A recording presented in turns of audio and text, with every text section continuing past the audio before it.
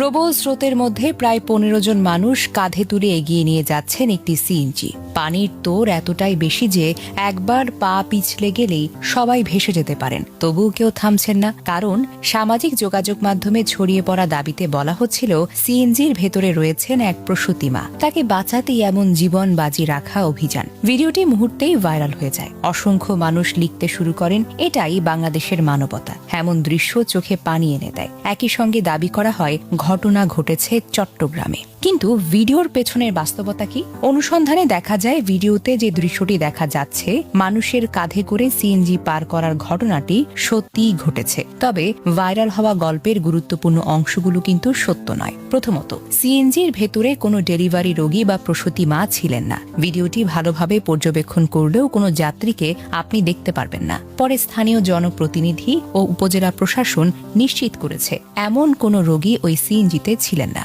দ্বিতীয়ত, এই ঘটনা চট্টগ্রামের নয়।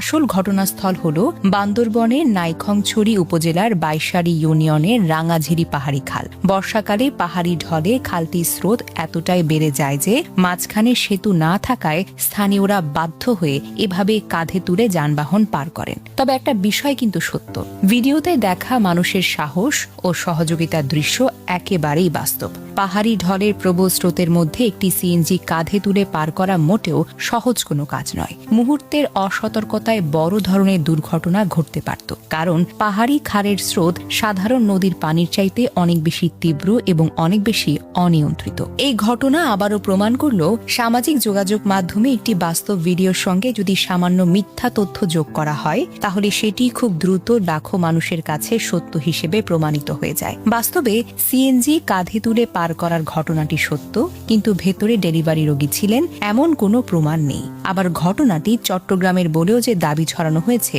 সেটিও তো ভুল। তাই আবেগে ভেসে কোনো ভিডিও শেয়ার করার আগে অন্তত একবার তথ্য যাচাই করাটা জরুরি। কারণ সত্য ঘটনা যতই গুরুত্বপূর্ণ, তার সঙ্গে যুক্ত হওয়া ভুল তথ্য ঠিক ততটাই বিভ্রান্তিকর হতে পারে। এদিকে বাইশারি ইউনিয়ন পরিষদের চেয়ারম্যান মোহাম্মদ আলম জানান, ঘটনাটি তাদের এলাকায় ঘটেছে। তবে সিএনজিতে প্রসূতি রোগী থাকার দাবি সম্পূর্ণ ভিত্তিহীন। একই তথ্য নিশ্চিত করেছেন নাইখংছড়ি উপজেলা নির্বাহী কর্মকর্তা এনামুল হাসান। তার ভাষায়, ভিডিওটি যাচাই করে দেখা হয়েছে এবং সেখানে কোনো ডেলিভারি রোগী ছিলেন না। সামাজিক যোগাযোগ মাধ্যমে ঘটনাটি অতিরঞ্জিত ও ভুল তথ্য যোগ করে ছড়িয়ে দেওয়া হয়েছে। এই ঘটনাটি আমাদের সামনে দুটি ভিন্ন বাস্তবতা তুলে ধরে। প্রথম বাস্তবতা হলো, বান্দরবনের দুর্গম পাহাড়ি এলাকায় আজও মানুষের জীবনের ঝুঁকি নিয়ে চলাচল করতে হয়। একটি ছোট্ট সেতুর অভাবে বর্ষা এলেই পাহাড়ি খাল পরিণত